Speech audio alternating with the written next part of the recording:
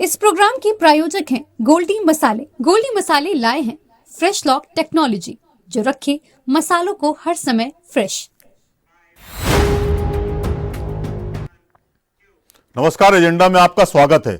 मोदी सरकार और भाजपा की नापाक साजिश पर सुप्रीम अदालत ने रोक लगा दी है। सुप्रीम कोर्ट ने यूजीसी के काले कानून पर रोक लगाने के साथ जिस तरह की टिप्पणी की है वो आजाद भारत में किसी भी सरकार के लिए कभी नहीं की गई। इसी पर हम एजेंडा में चर्चा करेंगे। चर्चा में साथ होंगे वरिष्ठ अधिवक्ता और विधि विशेषज्ञ अशोक श्रीवास्तव जी, काले कानून को लेकर स्वर्ण समाज को गोलबंद करने में लगे ब्राह्मण नेता सुर्गेश मणि त्रिपाठी जी, और स्टूडेंट अलंबरदारी कर रहे स्टूडेंट्स की अंकुर पांडे जी होंगे। आप सभी मेहमानों का नमस्कार के साथ स्वागत है। पहले हमारी एक रिपोर्ट देख लीजिए। नमस्कार। यूनिवर्सिटी ग्रांट्स कमीशन यानी कि यूजीसी के नए इक्विटी रेगुलेशंस को लेकर देश भर में बहस तेज हो गई है। देश के अलग अलग राज्यों में इसके खिलाफ सवर्णों की ओर से प्रदर्शन किए जा रहे हैं। वहीं गुरुवार को सुप्रीम कोर्ट में यूजीसी के इन नए नियमों की संवैधानिक वैधता को चुनौती देने वाली 3 याचिकाओं पर सुनवाई हुई। सुनवाई के बाद सुप्रीम कोर्ट ने फिलहाल इन नियमों पर रोक लगा दी है और केंद्र सरकार से जवाब तलब किया है। इसके बाद बीजेपी नेताओं ने सुप्रीम कोर्ट की सराहना की है। कोर्ट के लोकतंत्र है, विधायिका, कार्यपालिका, न्यायपालिका, हम सबका स्वागत करते हैं और सभी का सम्मान होना चाहिए। और व्यक्ति है, उन्होंने रोक लगाया, खारिज थोड़ी किया है। हो सकता है बाद में विचार विमर्श होगा।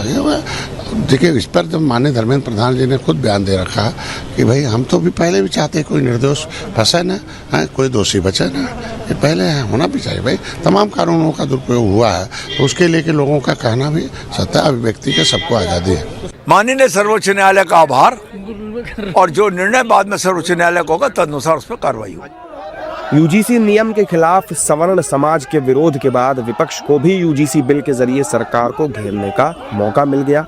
विपक्षी दलों के नेताओं ने इस कानून को लेकर सरकार की मंशा पर सवाल उठाए हैं। मुझे सरकार से ये शिकायत है कि जब आप कुछ ला रहे थे तो आप आग लगाने के लिए ला रहे थे या लोगों के हितों के लिए ला रहे थे? आप वर्ग संघर्ष के लिए ला रहे थे? आपने सबके साथ बैठकर जो तय किया था उसमें कुछ क्लास क्यों जोड़ दिए जिनसे विवाद हो रहा है? इसको लेके आज हमारे नेता माननीय अखिलेश यादव जी ने भी अपनी बात रखी और हम लोगों का ऐसा मानना है कि सबके साथ बराबर न्याय हो और कोई दोषी हो वो बचने न पाए और निर्दोष के साथ कोई कार्रवाई न होने पाए। ऐसी जब व्यवस्था हम कायम कर देंगे तो मुझे लग रहा है फिर किसी को आपत्ति नहीं होगी। यूजीसी के नए नियमों ने पूरे देश में बवाल खड़ा कर दिया। सोशल मीडिया पर इसे वापस लेने की मांग बहुत तेजी से होने लगी। वहीं सवर्ण समाज भी सड़कों पर उतर आया, जिससे कई राज्यों में छात्रों, शिक्षकों और सामाजिक संगठनों की प्रतिक्रियाएं भी सामने आ रही हैं। इस कानून के खिलाफ शिक्षकों ने इस्तीफे भी देने शुरू कर दिए। हालांकि सरकार ने कहा है कि इन बदलावों का उद्देश्य उच्च शिक्षा संस्थानों में अधिक निष्पक्षता और जवाबदेही लाना है। लेकिन कई आलोचकों को आशंका है कि इससे सामाजिक विभाजन और ज्यादा गहरा हो सकता है और यूनिवर्सिटी के परिसरों में नई चुनौतियां पैदा हो सकती हैं। फिलहाल सुप्रीम कोर्ट के फैसले से सवर्ण समाज के लोगों को राहत जरूर मिली है।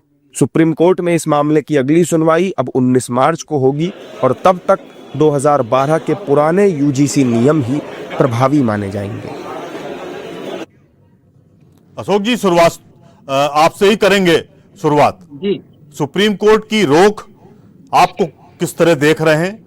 एक दूसरा ये कि जिस तरह की टिप्पणियां उन्होंने की हैं chief justice of India Suryakant ji ने और माल्या बागची ने, क्या आप देख रहे हैं कि किस तरह की प्रतिकूल टिप्पणी आपको लग रही है?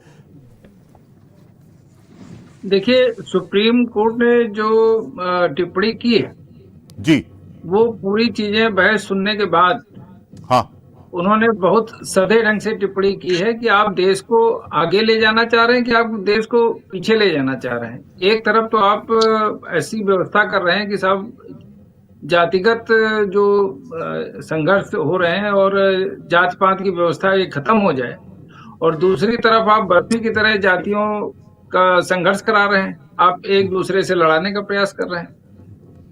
दूसरी चीज, ये जो कानून आया था जी, इसका शुरू से ही विरोध, जैसे ही ये 13 जनवरी को लागू हुआ उसके बाद तुरंत इसका विरोध शुरू हुआ। विरोध भी अपनी जगह बिल्कुल सटीक था।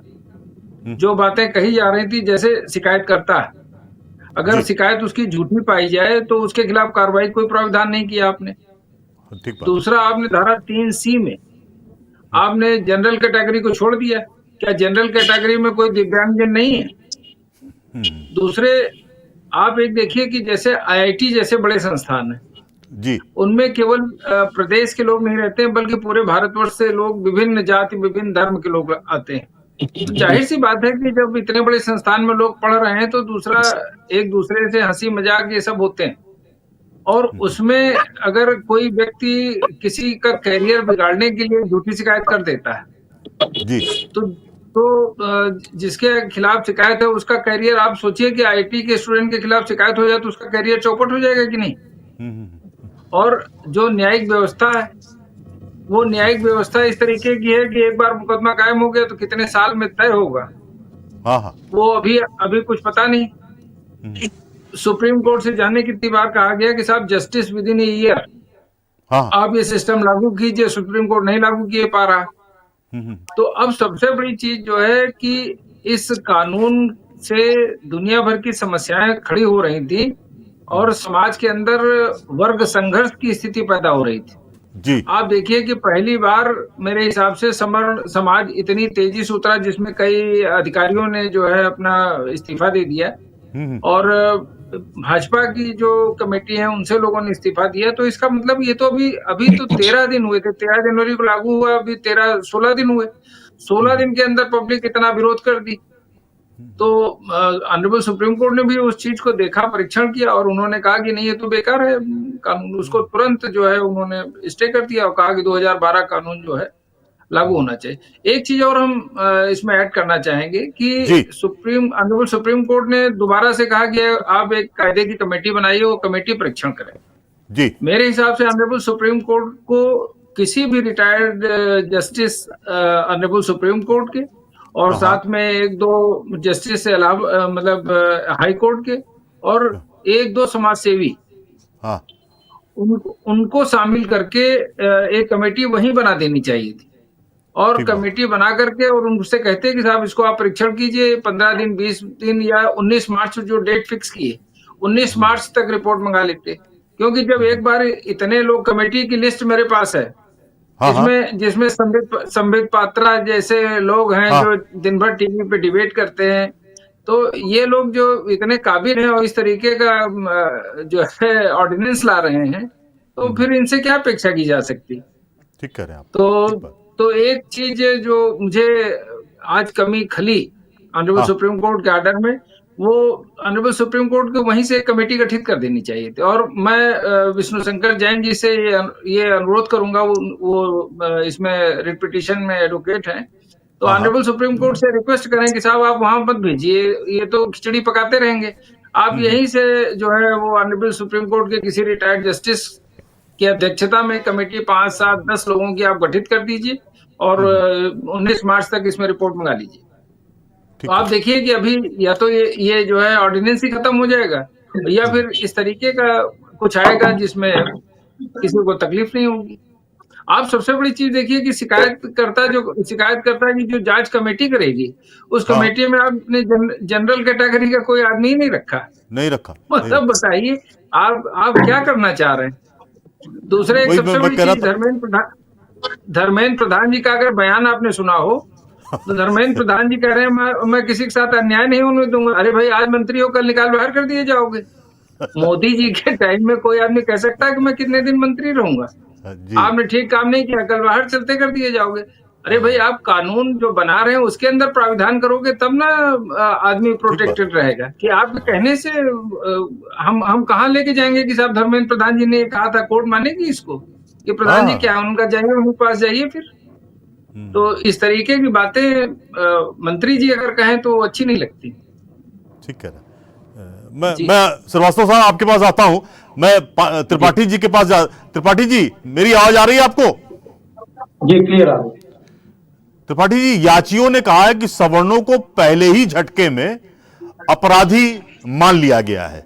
ये जो कानून लाया गया है उसमें ये कहा गया है कि आप पहले से ही कल्पित हैं, आपने ये माना गया कि आपने एससी एसटी और ओबीसी के साथ गलत व्यवहार किया है, आप उनको प्रताड़ित कर रहे थे, उत्पीड़ित कर रहे थे, ये सारी बातें कही गई हैं। और आज जो चीफ जस्टिस ऑफ इंडिया ने कहा है कि अगर हम इस मामले में दखल नहीं देते तो इसके गंभीर परिणाम पूरे देश में सामने आते। इस तरह की जो टिप्पणी की है, क्या कहना चाह रहे हैं? पहले तो मैं आप सभी लोगों का बहुत हार्दिक धन्यवाद देता हूं कि हम लोगों की आवाज को आप लोगों ने इतनी दूर तक पहुंचाया। देश की भावना को माननीय सुप्रीम कोर्ट ने सुना, समझा, और बहुत गर्व का दिन है कि हम लोग ऐसे लोकतांत्रिक देश में रहते हैं जहां पर कोई भी अगर हमें हंटर मारने का प्रयास करेगा तो उसके ऊपर हमारे ऊपर एक ऐसी संवैधानिक संस्था है, हमारी एक ऐसा संस्था हमारे ऊपर बैठा हुआ है जो देश में हमारे साथ किसी के साथ अन्याय होने नहीं देगा। हुआ ये कि राजनीतिक दलों ने ये सोचा कि जिस तरीके से चोरी चुपके, हरिजन एक्ट और आरक्षण जैसे कानून, क्योंकि तब न सोशल मीडिया की पावर थी, न लोगों को इतनी जल्दी इन सब चीजों का ज्ञान हो पाता था, तो इन लोगों को उस चीज का फायदा मिलता था और ये लोग धीरे उस चीज को लागू करा लेते थे। आज के युग में, सोशल मीडिया के युग में इतनी तेजी से ये चीजें फैली, लोगों को समझ में आ गया कि उनके साथ एक और अन्याय होने जा रहा है। हमारे घर की महिलाएं मारी गई, हमारे घर के बुजुर्ग मारे गए, हमारे घर के नौजवान मारे गए, और अब हमारे बच्चों पे जब प्रहार हुआ, और ये केवल वोट बैंक के लालच में किया। सरकारें कोई भी हो, पतन करने वो आती हैं केवल सवर्ण जाति के लोगों का, सवर्ण जाति के बच्चों का। देखिए कितनी सरकार की गहरी साजिश थी, ये समझिए आप। हाँ। इस कमेटी के चेयरमैन दिग्विजय सिंह थे। हाँ। आप सोचिए कि अगर कोई ठीकरा फूकता तो देखिए कांग्रेस में फोड़ दो। हाँ। और आरजेडी के लोग हैं, कंचना यादव का स्टेटमेंट आपने सुना ही, कह रहे कि सवर्णों को तो जूतों के मारना चाहिए, वो नमक हराम होते हैं। हाँ। ये सारे लोग उस कमेटी के मेंबर थे। आप समझिए कि कैसे धर्मेंद्र प्रधान की हैसियत क्या है इस देश में, है क्या धर्मेंद्र प्रधान? हमारे वोटों से बने हुए तुम आदमी हो और तुम कह रहे हो कि मेरे रहते तुम्हारे ऊपर अन्याय नहीं होगा। तुम हो क्या? तुम ये देश हो, तुम राष्ट्रपति हो, तुम सुप्रीम कोर्ट हो, तुम हो क्या? ये देश यहाँ के नागरिकों से चलता है। इस देश में विभाजनकारी नीति तुम लाए थे, जिसका आज समाज के हर वर्ग ने विरोध किया। जो पढ़ा लिखा एसटी एसटी ओबीसी वर्ग था वो भी जान रहा था कि ये उनके बच्चों के भी बौद्धिक क्षमता पर प्रहार किया जा रहा है। तो बहुत बहुत साधुवाद, बहुत बहुत धन्यवाद देश के तमाम लोगों का, जिन लोगों ने हम लोगों का इस आंदोलन में सपोर्ट किया। हमारे सीनियर अशोक भैया बैठे हुए, मैं उनको प्रणाम करता हूँ। आप सब लोगों का आशीर्वाद पाकर हम लोग लड़े, आप लोग द्वारा दिए ज्ञान से हम लोग आज यहाँ तक लड़े। माननीय सुप्रीम कोर्ट ने हमको संरक्षण दिया है, सरकार ने बिल वापस नहीं लिया है, और आंदोलन हम लोग रोके हुए हैं 19 तारीख तक। और सरकार को ये कानून वापस लेना होगा, घुटने पे लाएंगे सरकार को। ठीक बात है त्रिपाठी जी, ये आपकी मतलब सीधी दो टूक चेतावनी जो है, मुझे सबके लिए, मतलब व्यूअर्स के लिए भी बहुत अप्रिशिएटेबल है। आप हमारे साथ रहिएगा। अंकुर जी, सुप्रीम कोर्ट ने आज एक शब्द का इस्तेमाल किया है, मैं आपको उसकी जानकारी दे रहा हूं।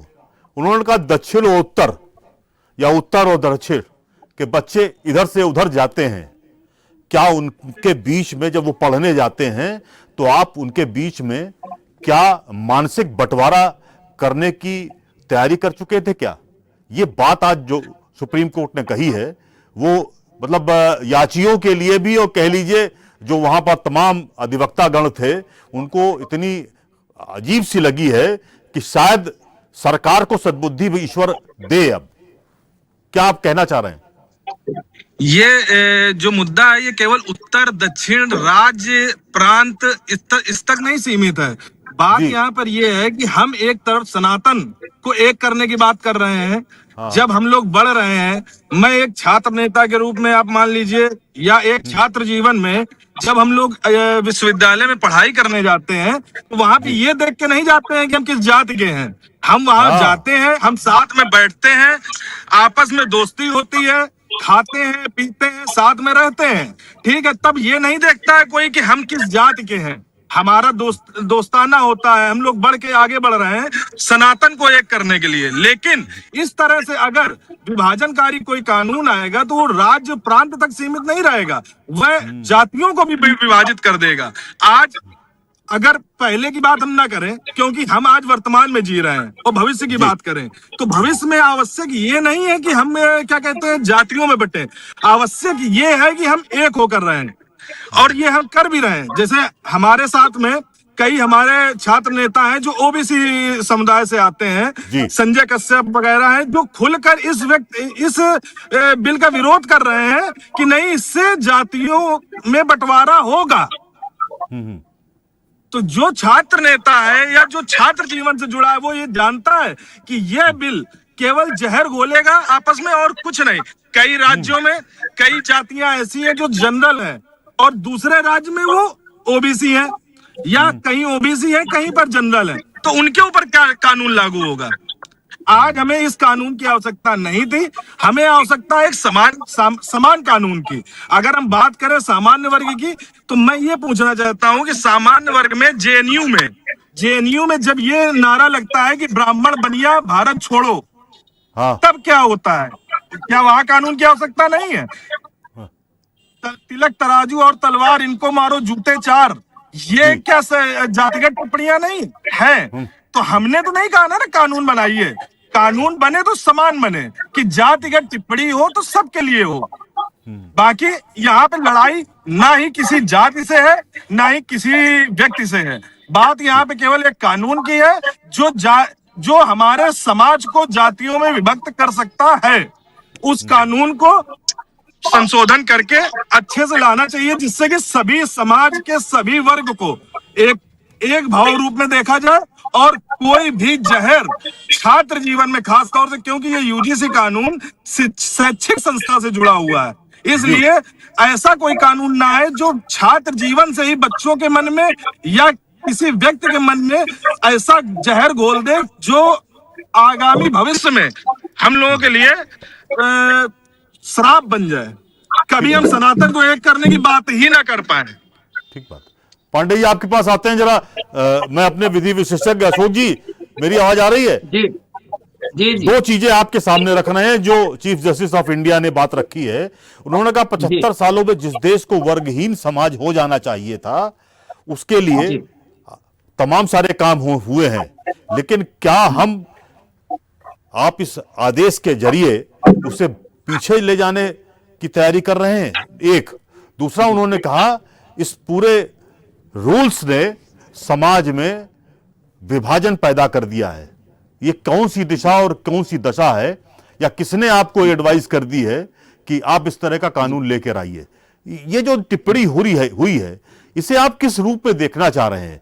क्या सुप्रीम कोर्ट इसको लेकर बहुत गंभीर था, और क्या सुप्रीम कोर्ट ने ये इंडिकेट कर दिया है कि आप इस तरह की कुछ उल जुलूल हरकतें करेंगे तो हम आपको बहुत तीखे से वार करेंगे? अशोक जी। देखिए, ऑनरेबल सुप्रीम कोर्ट ने अपना व्यू स्पष्ट कर दिया जी। निश्चित रूप से जब ऑनरेबल सुप्रीम कोर्ट के सामने कोई मैटर जाता है, तो जो भी जस्टिस सुनवाई करते हैं उस चीज को पूरा देख सुन के पढ़ के और समझ के बैठते हैं। तो इसमें जो कुछ भी उन्होंने खामियां पाई होंगी या रिट पिटीशन को देख करके उन्होंने जो भी खामियां पाई होंगी, उसके आधार पर और अपने अनुभव के आधार पर ऑनरेबल सुप्रीम कोर्ट ने जो टिप्पणी की है वो बिल्कुल सटीक, और कानून बनाने वालों पर और कानून लागू करने वालों पर सीधा तमाचा है मुंह पर। उनको इतने से ही सबक लेना चाहिए, और इस काले कानून को जो पास करने लगाने का प्रयास कर रहे थे, इसको तत्काल वापस ले लेना चाहिए, पहली चीज। ठीक। दूसरी चीज कि ऑनरेबल सुप्रीम कोर्ट ने अपनी मंशा भी स्पष्ट कर दी कि आप 75 सालों में जितना सुधार हुआ है, आप देश को वापस मोड़ रहे हैं। तो इसका सीधा सीधा मतलब है कि जब समाज के अंदर इतनी जागरूकता हो गई है कि वहां पर जाति बहुत महत्व नहीं रखती, जैसे 2-3 उदाहरण हम देंगे। जैसे फिल्म स्टार है, उनके यहाँ जाति धर्म कोई माने नहीं रखता। आईएएस अधिकारी हैं, पीसीएस अधिकारी हैं, उनके यहाँ जाति धर्म माने नहीं रखता। या जो समाज का धनाढ्य वर्ग है, उसके यहाँ जाति धर्म ये कोई माने नहीं रखता। इसके अलावा जितनी इंटरकास्ट मैरिजेज हो रही या जो समाज के अंदर जागरूकता हो रही, आप 75 साल पहले चले जाइए और अब आ जाइए, तो जितना समाज के अंदर परिवर्तन आ गया है, उस परिवर्तन से जो समाज में सुधार आ रहे हैं, आप उसको खत्म कर देना चाह रहे हैं। तो ऐसी गवर्नमेंट जो है, या इस तरीके के कानून लाने वाली गवर्नमेंट, इसको तो सोचना चाहिए। जो वहां बैठे हुए लोग हैं जो इसको अच्छा, दूसरे वहां तमाम सीनियर आईएएस बैठते हैं, तो चलिए मंत्री पढ़ा लिखा नहीं, लेकिन जो इस ड्राफ्ट कमेटी में रहते हैं, जो इसकी सब तैयारी करते हैं, मंत्री के पीएस हैं, वो सब पढ़े लिखे आईएएस अधिकारी हैं, तो उनको ये सब चीजें देखने चाहिए वो क्या बना रहे हैं। तो इस तरीके से अगर ये बेवकूफी भरे कानून ये बनाए जाएंगे, तो निश्चित रूप से जो है कोर्ट अपना काम करेगी, और कोर्ट इसीलिए बैठी कि आप जो है कोई ऊट पिटांग काम करें तो उसको रोक लगाने के लिए या उसको प्रोटेक्ट करने के लिए। मान लीजिए आप सही कानून लाते हैं, जनता गलत विरोध कर रही, तो उसको प्रोटेक्शन देती है कोर्ट। तो इस तरीके से ऑनरेबल सुप्रीम कोर्ट ने सीधा संदेश गवर्नमेंट को दिया है। हाँ। और जो अभी बात मैंने कही है कि अगर आपकी कमेटी ठीक ढंग से नहीं कुछ करती, तो निश्चित रूप से ऑनरेबल सुप्रीम कोर्ट जो है वो अपने किसी रिटायर्ड जज के अंडर में कमेटी बना देगी।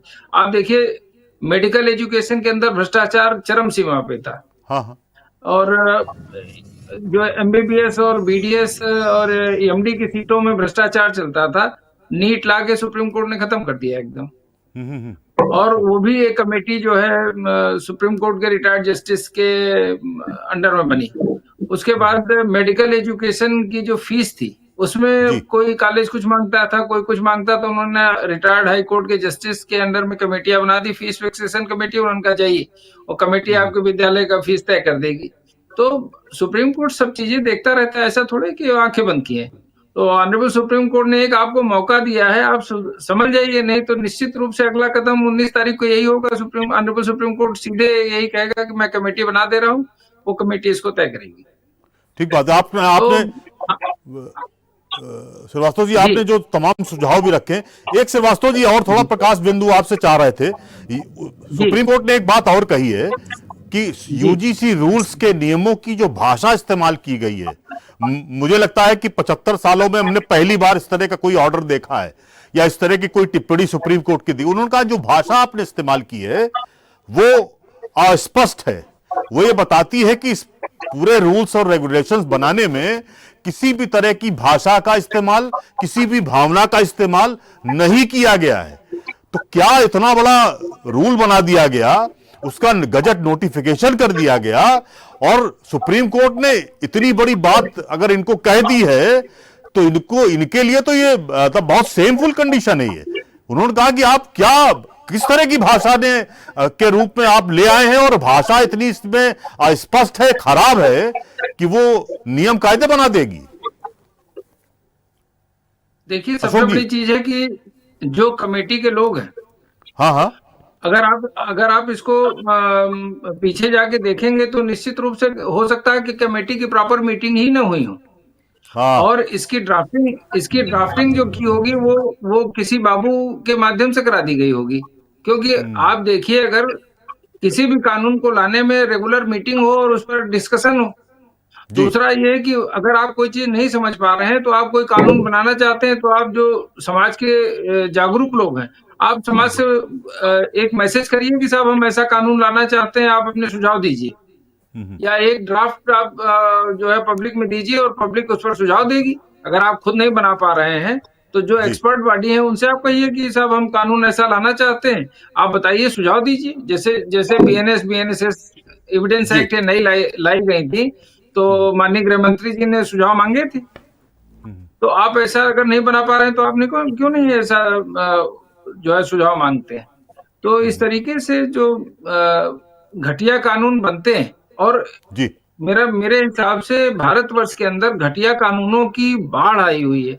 इसके लिए भी ऑनरेबल सुप्रीम कोर्ट को चाहिए कि कोई एक्सपर्ट कमेटी गठित करे, और ये जो हमारे हजारों की तादाद में कानून है जो निरर्थक हैं, जिनका कोई मतलब नहीं, उनको उनको रिपील कर दे, खत्म कर दे, उसकी जगह जो है जो जरूरत है उसके हिसाब से कानून करे। हमारा संविधान है, 300 से ज्यादा अमेंडमेंट हो चुके हैं, क्या संविधान उसकी आत्मा में ही आपने परिवर्तन कर दिया इमरजेंसी में। इमरजेंसी किसी संविधान के प्रियम्बल में कोई चेंज नहीं होता, और हमारी सरकारें ऐसी हैं कि सन 75 में उसके प्रियम्बल में चेंज कर दिया। तो ये कानून बनाने वाले ये जो बैठे हुए हैं, ये इनका भगवान ही मालिक है।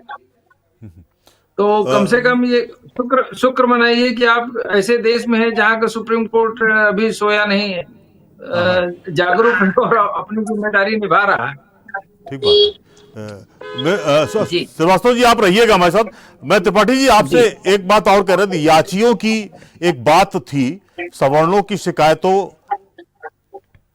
को सुनने और उनके न लेने का कोई अधिकार इस कानून में नहीं रखा गया, और झूठी शिकायतों के बिंदु को भी कोई इसमें प्रावधान नहीं किया गया। कोर्ट ने यह सुनकर, चीफ जस्टिस ऑफ इंडिया ने यह बात सुनकर बड़ी हैरानगी जताई और कहा कि हंसी आ रही है या अफसोस हो रहा है, मैं खुद नहीं समझ पा रहा हूं कि क्या हुआ है।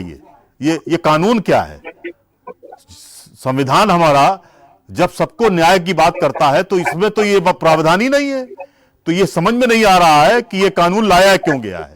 एक सवाल भी उन्होंने अपरोक्ष रूप से उठाया है। त्रिपाठी जी, मैं आपसे जानना चाह रहा था कि क्या आपको लगता है याचियों ने हर पहलुओं पर अपनी बात रखी है वहां पर, और सुप्रीम कोर्ट ने हर बात उनकी सुनी है? क्या कहना चाह रहे हैं? भैया देखिए, राजेश भैया देखिए, ये तो बहुत अच्छी बात है कि ये माननीय सुप्रीम कोर्ट ने ये बात बोली है। अगर ये किसी नेता ने या किसी ने बोली होती तो अभी तक तो देशद्रोही और गद्दार बोल दिया गया होता। डंडा सुप्रीम कोर्ट ने चलाया इनके ऊपर। आप लोग भूल गए शायद 2016 में ऑनरेबल जस्टिस श्री दीपक मिश्रा जी ने जब हरजन एक्ट में बस इतना ही तो अमेंडमेंट हुआ था ना कि पहले जांच होगी फिर गिरफ्तारी होगी, उस सुप्रीम कोर्ट के उस आदेश को कानून बनाकर मोदी जी ने बदल दिया था। आप समझ रहे हैं इस देश में क्या हुआ था? इस देश में सुप्रीम कोर्ट पर वार हो चुका है। पर इस बार पब्लिक रोड पे उतरी है, इस बार लोग रोड पे उतरे हैं, इस बार समाज रोड पे उतरा है। इस बार कोई भी आंदोलन किसी नेता ने नहीं चलाया, ये जन आंदोलन था। ठीक कह रहे हैं आप। और सुप्रीम कोर्ट ने सरकार को शर्मनाक स्थिति में लाया। सुप्रीम कोर्ट ने बताया कि तुमने किया क्या, तुम चाह रहे हो कि एक वर्ग इस देश में रहे ना। आप एक बात बताइए, किसी एक्टिविस्ट ने, मैंने, सर्वेश पांडे ने, या देश के जो भी एक्टिविस्ट इस कानून के खिलाफ लड़ाई लड़े, क्या किसी जाति के खिलाफ हमने लड़ाई लड़ी? क्या किसी धर्म के खिलाफ हमने लड़ाई लड़ी? हम लोगों ने पूरे डिबेट में, पूरी बात पे, पूरे आंदोलन में केवल इस एक्ट का विरोध किया। आरक्षण हम पे लाद दिया, हमारी प्रतिभाओं को मार दिया। हरजन एक्ट का तो मैं खुद भुक्तभोगी हूँ, पूरे देश ने देखा मेरे ऊपर हरजन एक्ट लगा। हाँ, ठीक कह रहे हैं। हम सह रहे थे, हमारे घर की 2 महिलाएं जिंदा जला के मार दी गई, पूरा सब वो भी सह गए हम लोग। तो अब हमारे जो बच्चे निकल रहे हैं, हाई स्कूल इंटर के बच्चे जो बीटेक करने, यूजीसी के कॉलेज में बीए एमबीए करने जा रहे हैं, उनके ऊपर भी आप वार कर दोगे। आप एक एक्ट का एक घटिया कानून ला के मानसिक कनपट्टी पे बंदूक रख के उनको चलाओगे कि तुम इस तरीके से पढ़ोगे। मेरा बच्चा अगर पढ़ने में तेज है, उसका कंपटीशन किसी दूसरे बच्चे से है, झूठी शिकायत पे उसकी मानसिक बौद्धिक क्षमता ही खा जाएंगे ये लोग। तो अपने बच्चों के लिए भी अगर ये देश नहीं लड़ेगा तो किसके लिए लड़ेगा? आप बताइए। हम तो बलिदान दे चुके ना, कितना दे दें? आज बताइए देश में, मैं आपकी रिपोर्ट है और रिपोर्ट भी है, आपने भी कल इस पे चलाया, एक मीडिया भाई में भी अभी बात हुई, 1 करोड़ में 84 मामले आ रहे हैं जाति भेदभाव के यूनिवर्सिटीज में। लेकिन मैं गारंटी से कह रहा हूं, हमारे सीनियर बैठे हैं, अशोक भैया बैठे हुए हैं, हरजन एक्ट के रोज 100 मामले दर्ज होते हैं, 100 में 90 मामले झूठे होते हैं प्रतिदिन के। दहेज उत्पीड़न के कानून जो बना हुआ है, 100 में 90 मामले झूठे होते हैं। तो आपने और जिस भाषा की बात हो रही है एक्ट में, जो भाषा है, ये भाषा इसलिए ऐसी बनाई गई थी कि पीछे से वार किया जा सके सवर्ण समाज के बच्चों पर। ये हितधारक शब्द क्या था? हितधारक कौन था? किसके हित की चिंता ज्यादा थी कि हमको मार के उनका हित बचाया जा रहा था? विषय ये नहीं है, हम किसी जाति के खिलाफ नहीं है, हमने अपने अधिकारों की लड़ाई लड़ी, हमारी देश की सर्वोच्च संस्था ने हमें संरक्षण दिया, किसी सरकार को हम धन्यवाद देने जा नहीं रहे, इसमें विरोध जारी रहेगा, निरंतर जारी रहेगा। धूर्त है, कपटी हैं ये लोग। बिल्कुल सही कहा आपने। नहीं, मैं आपके साथ हूं कि अगर इस तरह की अन्याय व्यवस्था होगी तो देश हमारा टूट जाएगा। एक सवाल और आपसे जानना चाह रहे थे, वो त्रिपाठी जी, उस पर भी आप प्रकाश डालिएगा। ओबीसी, मोदी अपने को ओबीसी नेता कहते हैं, क्या उनको सवर्णों से नफरत है? क्या उनका नफरत तो अभी सिर्फ आदेश के जरिए दिख गया है। देश का प्रधानमंत्री देश का सिरमौर होता है, वो ओबीसी नहीं है, वो भारत देश का सिरमौर है जी। इस देश में हमने एसटी राष्ट्रपति दे दिया, एसटी राष्ट्रपति दे दिया, और अभी भी आप अपने आप पिछड़ा ही मान रहे हो, तो मेरी गलती है ये। इसका मतलब ये है कि आपका बौद्धिक विकास नहीं हो पा रहा। आप हमारे वोट से प्रधानमंत्री बन गए, ये दुर्भाग्य है हमारा कि हमने आपको वोट दिया। देश का प्रधानमंत्री ओबीसी होता है, ये कहां पे लिखा हुआ है? किस संविधान में लिखा हुआ है? देश का प्रधानमंत्री राष्ट्र का गौरव होता है, और उस गौरव को मोदी जी ने चोट मारा है। भीतर से हम लोगों पे वार कर रहे थे, क्योंकि एट लास्ट आते आते इनका वो भाषण मुझे याद आता है कि मैं तो बैकवर्ड हूं, तेली का बच्चा हूं। हाँ। जब देश का प्रधानमंत्री अपने आप को तेली और बैकवर्ड बोल रहा है, तो इस देश के लिए बहुत दुर्भाग्य की बात है। हमारे लिए तो आप हमारे देश के गौरव थे मोदी जी, आज आपसे हम लोगों का मनोबल ही तोड़ दिया आपने। ठीक कह रहे हैं आप। त्रिपाठी जी, हम आपके पास आते हैं। अंकुर जी, ये दर्द था, ये अंदर का गुस्सा भी था, ये मर्म भी था जो आज त्रिपाठी जी ने अपनी तरह कहा, और बहुत सारे बच्चों ने यही दर्द और यही गुस्सा, ये रंज सड़क पे निकाला है। मैं आपसे जानना चाह रहा था, सुप्रीम कोर्ट की एक और जो दलील है या कह लीजिए टिप्पणी है, उन्होंने कहा कि अलग अलग जातियों के लिए कॉलेजों में, यूनिवर्सिटीज में अलग अलग हॉस्टल प्रस्तावित करने का इसमें प्रावधान किया गया है। उन्होंने इस पर सवाल उठाए हैं, क्या एससी एसटी और ओबीसी के हॉस्टल अलग होंगे, सवर्णों के हॉस्टल अलग होंगे, मुसलमानों के हॉस्टल अलग होंगे? ये जो प्रावधान इसमें बैकडोर से इन्होंने डाला था, उस पर भी सुप्रीम कोर्ट ने सवाल उठाया, और चीफ जस्टिस ऑफ इंडिया ने कहा है कि बड़ी हैरानी हो रही है और हंसी भी आ रही है कि क्या इस कानून को बनाने का मकसद क्या था। इस तरह की बातें भी उन्होंने कही हैं। मुझे लगता है किसी भी सरकार के लिए इतनी प्रतिकूल टिप्पणी, इतनी चेतावनी भरी टिप्पणी कभी भी नहीं की गई आजाद भारत में। अंकुर जी, क्या कहना चाह रहे हैं? राजेश भैया, जैसे जातियों में बांट के हम हॉस्टल बनाने की अगर बात करेंगे, तो मैंने इससे पहले भी कहा था कि जो शिक्षा लाइफ है, जो एजुकेशन लाइफ हम लोग जीते हैं, उसमें कहीं डिवाइडेशन का कोई स्थान ही नहीं है। हम एक साथ रहते हैं, एक साथ खाते हैं। तो वो जो सुप्रीम कोर्ट ने टिप्पणी की है, वो बिल्कुल सही है कि हम बट नहीं सकते, हमको एक साथ रहना है। हाँ, बट सकते हैं, लेकिन आज की डेट में जाति में हमको बांटने का मतलब नहीं है। अगर बांटना है तो 3 चीजों में बांट दीजिए: उच्च वर्ग, मध्यम वर्ग, निम्न वर्ग जी। जो आज की सच्चाई यही है। सच्चाई यही है कि जाति में मत बांटिए, आप इन 3 वर्गों में बांट दीजिए, हम तैयार हैं बंटने को। क्योंकि सच्चाई यही कि आज केवल 3 ही वर्ग बचे हैं, या तो बहुत ही उच्च वर्ग है, या मध्यम वर्ग है जो अपना किसी तरीके से सरवाइव कर रहा है, और या तो निम्न वर्ग है जो बहुत ही मतलब 2 रोटी के लिए भी परेशान है। तो 3 वर्गों में बांटिए, जातियों में बांटने का मतलब नहीं रह गया। और रही बात राजनीतिक रूप से पक्ष हो विपक्ष हो, इस मुद्दे ने हताशा हमें सबसे प्रदान की है। क्योंकि इस कमेटी में ऐसा कोई नहीं है कि जिस पार्टी का कोई रहा ना हो, और पक्ष और विपक्ष दोनों के अपने अपने कर्तव्य होते हैं, निभाए किसी ने नहीं है। अगर कोई चीज गलत थी तो पक्ष का तो मान लीजिए सब लोग बोल रहे हैं, कोई बात नहीं, विपक्ष ने भी अपना कोई विरोध नहीं जताया। क्यों? क्योंकि सबको ये लगता है कि सवर्ण समाज इज नथिंग।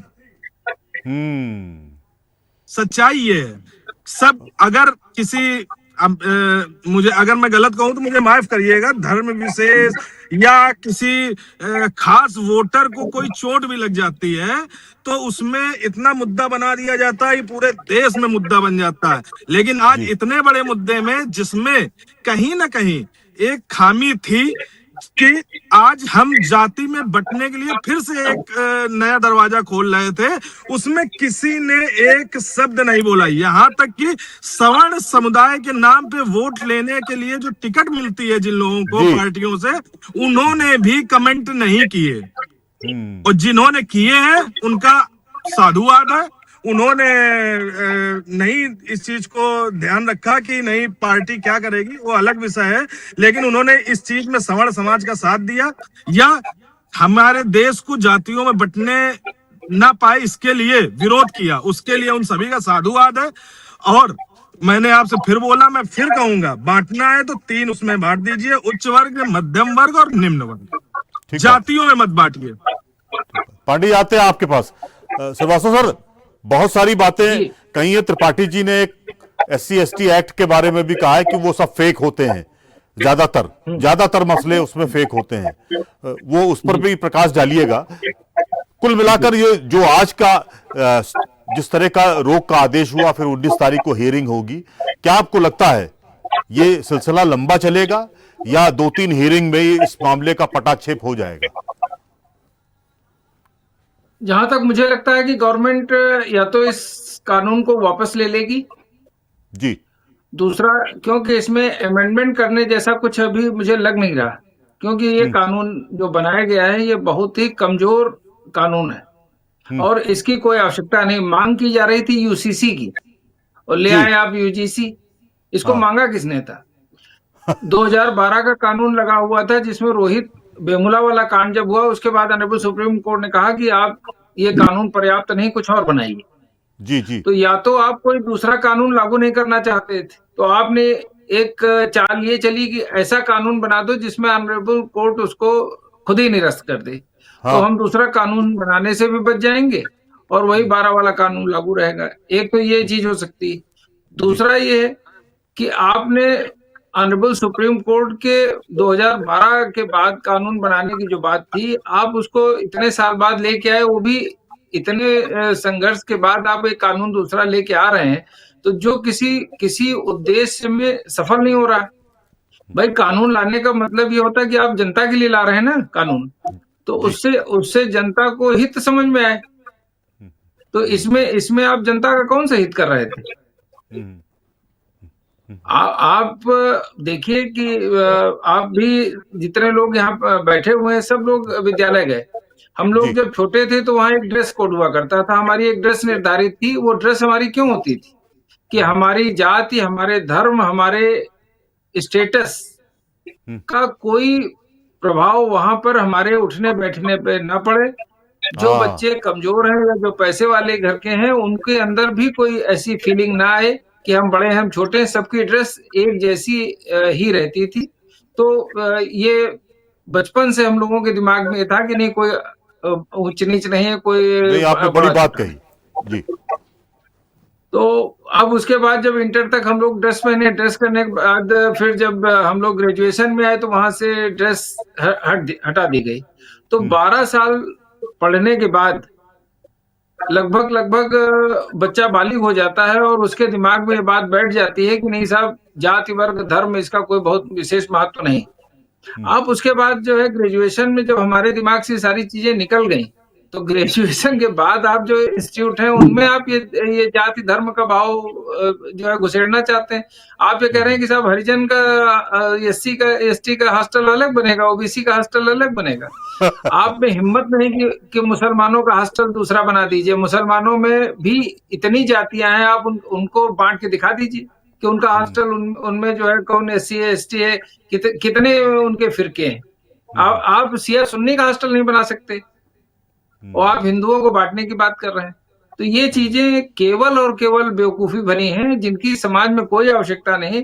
और हमारे जो पॉलिटिशियंस हैं हम लोग इन पर दबाव नहीं बनाते। हम एक आपके चैनल के माध्यम से अपने अधिवक्ता समाज से जो है ये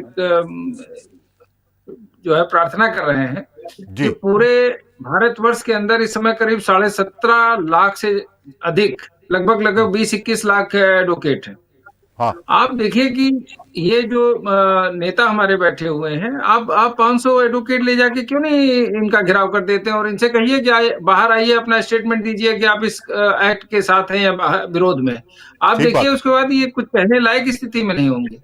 लेकिन जब जनता ही जागरूक नहीं होगी तो फिर कैसे होगा? ये पहली बार मैं देख रहा हूं जी। कि साहब सवर्ण समाज के लोग जो वोट डालने से परहेज करते हैं, हाँ आज जब उनके बच्चों पर आ गई तब वो बाहर निकले हैं।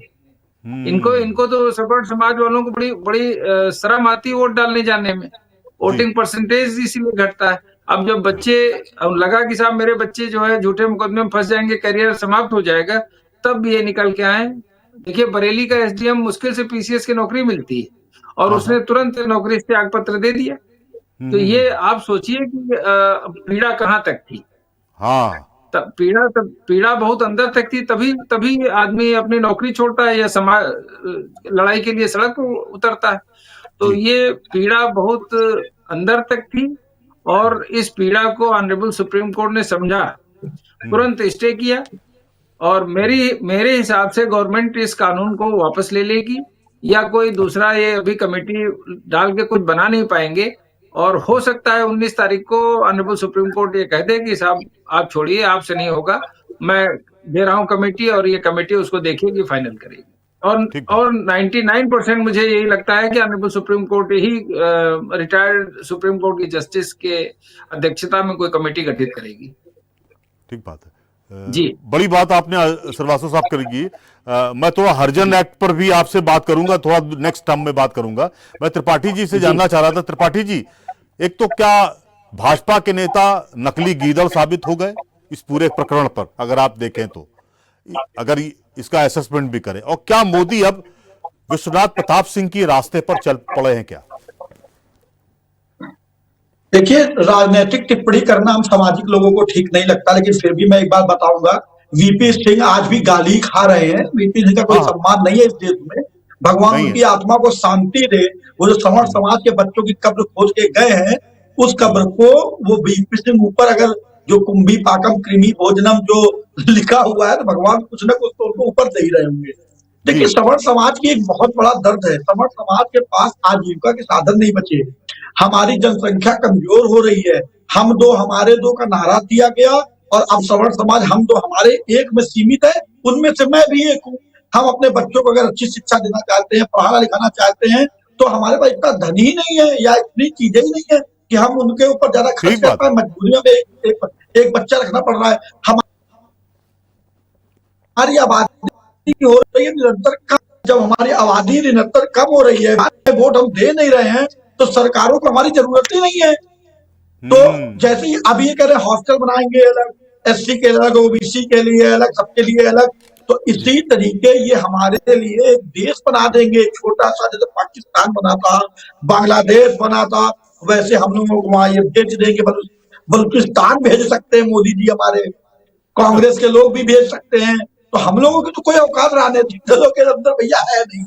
मैं कटाक्ष में ये बात बोल रहा हूँ ना, क्योंकि ये देश हमारे बाप दादाओं ने बनाया, किसी की हैसियत नहीं है कि हम लोग हटा दें। हमारे बाप दादाओं ने बनाया है। हमारे बाप दादा शहीद हुए हैं, रस्सी लटकाए हैं। अगर स्वतंत्रता संग्राम आंदोलन आप देख लेंगे ना, तो आपको नाम दिखेंगे। शंकर विद्यार्थी, चंद्रशेखर आजाद, भगत सिंह। हम लोगों ने सामाजिक एकता लाने का आंदोलन नहीं लड़ा था। अम्बेडकर साहब अम्बेडकर इसलिए थे क्योंकि किसी एक ब्राह्मण ने शिक्षा देकर अपना सरनेम दे दिया था। तो इस देश में तो प्रतिभाओं को लूटा गया है, हमेशा से लूटा गया है। तो मैं राजनीतिक दलों पर टिप्पणी नहीं करूंगा। फिलहाल मैं इस बात पे खुश हूं कि हमारी सर्वोच्च संस्था ने वो थप्पड़ मारा है सरकार को, वो थप्पड़ मारा है कि दिल प्रसन्न है। जिंदाबाद सुप्रीम कोर्ट। ठीक बात है। त्रिपाठी जी आप रहिए हमारे साथ। पांडे जी, एक जिक्र हम आपके सामने कर रहे हैं। मुझे लगता है सुनवाई में सुप्रीम कोर्ट ने बहुत सारी चीजें अपने लेवल पे कही हैं। सुप्रीम कोर्ट ऑफ जस्टिस ने, यानी कि चीफ जस्टिस ऑफ इंडिया ने जो बात कही है, कहा है कि हमारे यहाँ अंतर जातीय विवाह हो रहे हैं और भारत में एकता शिक्षण संस्थानों में दिखनी चाहिए, उसको दिखाने की कोशिश भी हुई है। लेकिन आखिर आप क्यों तोड़ना चाहते हैं? शिक्षण संस्थानों में जिस तरह की एकता है उसको क्यों धूल धूसरित करना चाहते हैं? इस पर भी तमाम सवाल उठाए हैं। और क्या आपको नहीं लगता है कि जेएनयू जैसे भी अब संस्थान में जिस तरह की चीजें चलती हैं उन पर भी रोक लगाई जानी चाहिए? अंकुर जी।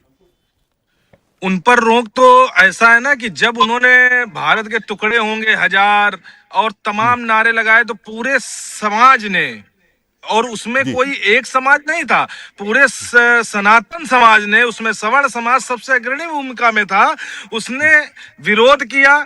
और विरोध करने के बाद जेएनयू को देशद्रोही कहा गया, ठीक। लेकिन जब अभी कुछ समय पूर्व ब्राह्मण बनिया वापस जाओ, ब्राह्मण बनिया भारत छोड़ो, ब्राह्मण बनिया कैंपस छोड़ो जैसे नारे लगाए गए, तब किसने विरोध किया? किसी ने विरोध नहीं किया। और इस चीज को कहते हुए मुझे कष्ट भी है, उस समय हमारे सामान्य वर्ग ने भी विरोध नहीं किया। आज ये कानून आया है, जब हमारे बिल्कुल गले पे आ गई है बात, तब हम जरूर विरोध कर रहे हैं। उस समय विरोध नहीं किया गया, और जो हर बार विरोध नहीं किया जाता है उसी का आज ये परिणाम है कि आज आप और हम ये झेल रहे हैं। ठीक बात। क्योंकि सबको ये लगता है कि ये क्या है, इनको तो जो दे देंगे ले लेंगे। अब वो गलत है सही है वो बात का विषय है। इसीलिए तो न विपक्ष हमारे साथ है न कोई साथ है।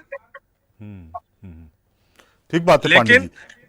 लेकिन शैक्षिक संस्थानों में इस तरह का जातिगत बंटवारा अच्छा नहीं है। हम सब एक है, हम सब मित्र भाई के रूप में शिक्षण संस्थानों में रहते हैं, हमें उसी तरह रहने दिया जाए। अब आर्थिक आधार पर बंटवारा तो हो जाए, ठीक है, लेकिन सामाजिक रूप से जातिगत बंटवारा नहीं होना चाहिए। ठीक पांडे जी, मैं फाइनल कमेंट के लिए आपके पास। श्रीवास्तव सर, बहुत सारी बातें तो आपने अपने लेवल पे कह दी हैं, लेकिन सुप्रीम कोर्ट ने यह भी कहा है कि 2012 का रेगुलेशन लागू रहेगा।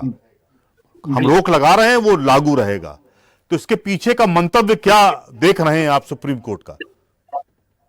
नहीं, अब मान लीजिए किसी कानून को अगर सुप्रीम कोर्ट रोक रहा है, क्योंकि 2012 के कानून के बाद ऑनरेबल सुप्रीम कोर्ट ने ही कहा था कि ये पर्याप्त नहीं है। रोहित वेमुला ने जब सुसाइड किया था, एक और लड़की थी मेडिकल की, उसने सुसाइड किया था, तो उसके बाद ऑनरेबल सुप्रीम कोर्ट ने कहा कि ये कानून पर्याप्त नहीं। इसके लिए उन्होंने कहा कि आप कमेटी बनाइए, दूसरा कानून लाइए। तो दूसरा कानून लाए जिस पर सुप्रीम कोर्ट ने स्टे कर दिया।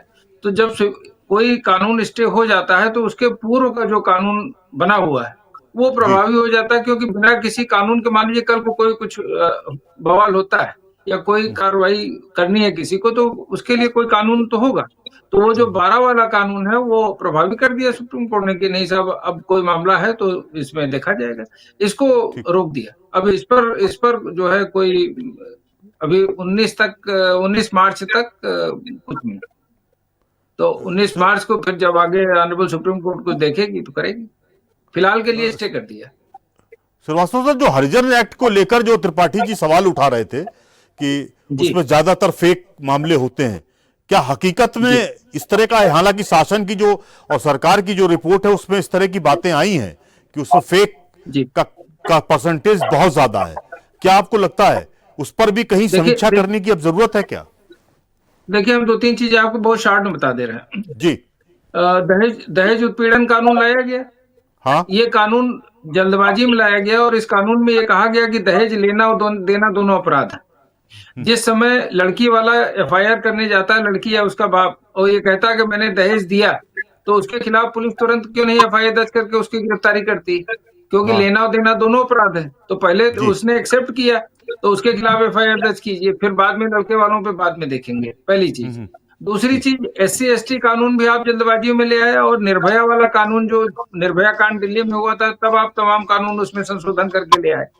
SC/ST कानून अभी एक जो है SC/ST के नेता हैं जो इस समय बहुत चर्चा में रहते हैं, तो वो अफसरों को धमकाते हैं कि साहब मेरी गवर्नमेंट आएगी तो फिर देखूंगा और SC/ST कानून के अंदर कार्रवाई करूंगा। तो SC/ST कानून जो है कार्रवाई दबाव बनाने के लिए। और मेरा अपना मानना है, मैं चूंकि 40 साल से इस प्रोफेशन में हूँ, मेरे जो टाई बाबू हैं उनके खिलाफ 3 मुकदमे SC/ST के फर्जी कायम कराए गए। एक दिन तो वो मेरे साथ मेरे ऑफिस में बैठे हुए थे, उस समय की घटना दिखाई गई है कि साहब ये मेरे साथ SC/ST का घटना हुई है, जबकि वो मेरे यहाँ बैठ के स्टेनो डिक्टेशन ले रहे थे। इसके अलावा इतने मामले मेरी जानकारी में हैं जो फर्जी हैं। उसमें क्यों कार्रवाई होती? उसमें जांच के लिए उन्होंने कहा कि CO से कम रैंक आदमी जांच नहीं करेगा, पहली चीज। और दूसरा, अगर जांच में ये पाया जाता है कि CO ने सही जांच नहीं की तो उसकी फाइल खोल दी जाएगी। तो कौन CO जो है वो उसमें FIR लगाएगा? FIR लगाओगे तो उसके बाद प्रोटेस्ट, फिर FIR, फिर प्रोटेस्ट, उसकी फाइल खुल जाएगी।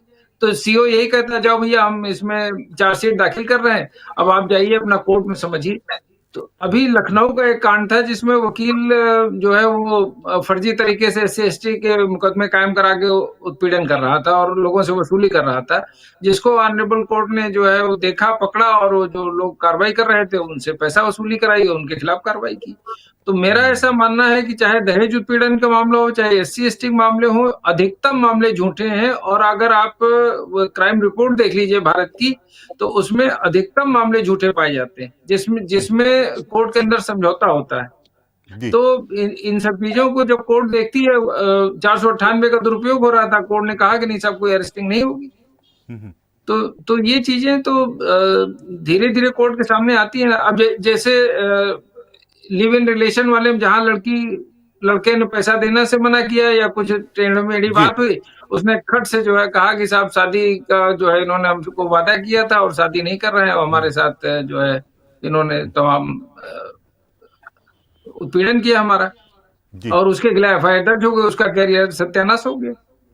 तो ये कानून में कमियां हैं जिनको पालन करने वाले हमारे पुलिस जो बैठी हुई है, वो हम लोग ले गए हैं पुलिस को रॉकेट युग में, पुलिस अभी ऊंट वाले युग में चल रही। तो ये स्थितियां हैं। पुलिस की विवेचना जो है वो एकदम बिल्कुल अभी वही बाबा आदम के युग की चल रही। अभी एक चीज बता दें आपको कि जो नई BNSS आई है, उसमें पुलिस को कहा गया है कि जो CRPC में 161 का बयान लेते थे, स्वयं जा करके या बुला करके, उसमें ये कहा गया कि आपको न जाने की जरूरत न बुलाने की जरूरत, आप सीधे वीडियो कॉन्फ्रेंसिंग के जरिए, ऑडियो वीडियो के जरिए बयान लीजिए। और पुलिस हमारी अभी जो है ऊंट युग में चल रही है, वो अभी भी नोटिस भेज के आदमी बुला रही कि बयान देने आइए। तो ये जब तक हमारी पुलिस नहीं सुधरेगी, हमारी जुडिशरी नहीं सुधरेगी, तब तक बहुत कुछ होना नहीं। अब इतना दबाव अगर जनता का न होता तो सुप्रीम कोर्ट इतनी जल्दी सुनती, अभी 2.5 महीने की तारीख लगा देती। तो दबाव बनाना बहुत जरूरी है। आप अगर कोई बात कहना चाहते हैं तो आपके पीछे अगर पावर है, आप दबाव बना रहे हैं तो आपकी बात सुनी जाएगी। आप कमजोर हैं, आप चिल्लाते रहे, कोई सुनने वाला नहीं। ठीक बात। तो आप पावर दिखाइए अपनी, आप पावर दिखाइए, अभी सब सुनने को तैयार होंगे। ठीक बात। ये है सर। मैं अभी आता हूं आपके पास फाइनल कमेंट के लिए। त्रिपाठी जी फाइनल कमेंट चाह रहे थे आपसे। क्या आपको लगता है लड़ाई अभी जीती नहीं गई है, वो टेम्परेरी अंतरिम उसमें रिलीफ मिली है आपको, लड़ाई जारी रहेगी और भाजपा को और मोदी सरकार को क्या सबक सिखाने का जो तरीका पिछले 16 दिनों में चल रहा था वही जारी रहेगा क्या? त्रिपाठी जी मेरी आवाज आ रही है? त्रिपाठी हम लोग, हाँ आ रही है, थोड़ी कट के आ रही है, नेट की इशू है मेरे ख्याल से। जी। अभी तो हम लोग जो है हर जो सुप्रीम कोर्ट है या जो है सब चीजों पर नजर रखे हुए हैं। लड़ाई ये खत्म नहीं हुई है। हम लोग अपने बच्चों को जागरूक करना नहीं छोड़ दिए और करते रहेंगे, निरंतर उनकी बात करते रहेंगे। वर्तमान समय में मैंने अपने छोटे भाई जो है हमारे यूनियन जो स्टूडेंट लीडर है, उनकी बात से वाकई सहमत है हम लोग की आर्थिक आधार पर कुछ चीजें इस देश में होनी चाहिए कि किसकी कितनी आर्थिक क्षमताएं हैं, उस हिसाब से उसके भविष्य का निर्धारण होना चाहिए। हमारे और आपके पास भाई मुंह ईश्वर ने खाने को दिया है, अगर हमारा पेट ही नहीं भरेगा तो हमारे तो वैसे ही विकास खत्म हो जाएगा। तो हमें आर्थिक आधार पर अब देश किस तरीके से सोचता है इस पे सोचना चाहिए। ये जाति विभेद बनाना ये सरकारों का काम है, राजनेताओं का काम है। इन्हीं के चक्रव्यूह से बचकर इस देश को चलना चाहिए। हमारा किसी जाति से विभेद नहीं, हमारा किसी धर्म से विभेद नहीं, हम सब एक साथ उठकर खाने बैठने वाले लोग हैं। हमें रोके रहे हैं, हमारा तो हम लोग तो न्याय की लड़ाई लड़ते हैं। तो अगर हमारे ही साथ अन्याय होगा तो मजबूरी है हमें रोड पे उतरना। हम उतरे तो आप देखिए क्या हुआ। तो सरकारें तो जो आएंगी वो राशि आएंगी, क्योंकि हम कम मात्रा में, उनको लगता है कि मतलब इनको कुछ, वो कहते हैं ये कुछ करेंगे नहीं, और हम लोगों ने कुछ किया भी नहीं था। हम लोगों ने सारी चीजें स्वीकार करी, चाहे आरक्षण हो चाहे अर्जन एक्ट, सब स्वीकार कर लिया। इनको लगा हम लोग ये भी स्वीकार कर लेंगे। तो और हर जात में विभीषण होते हैं, हर समाज में विभीषण होते हैं। हमारे समाज के विभीषण नेता जो बैठे हुए हैं, भाई मैंने कल जो कमेटी बनी देखी, उसमें 14 से 15 सवर्ण बैठे थे उस कमेटी में।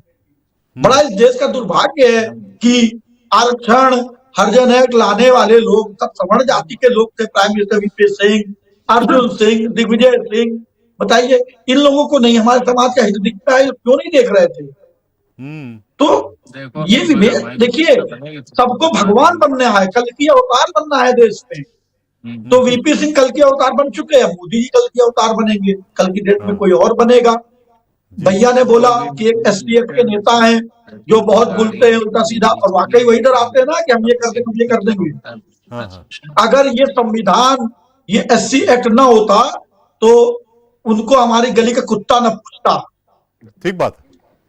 जिस भाषा में वो बात करते हैं, आपको लगता है उन जैसे व्यक्तियों के साथ हम लोग बैठना नहीं पसंद करते, जिनमें भाषा संयमित नहीं है उनकी। उनको मालूम है, उनको केवल एक समाज को गाली देना है और वो नेता बन गए। ठीक बात है त्रिपाठी जी। समर समाज बौद्धिक समाज है, वो तार्किक बात करेगा, वो गाली से बात नहीं करेगा। ठीक बात है।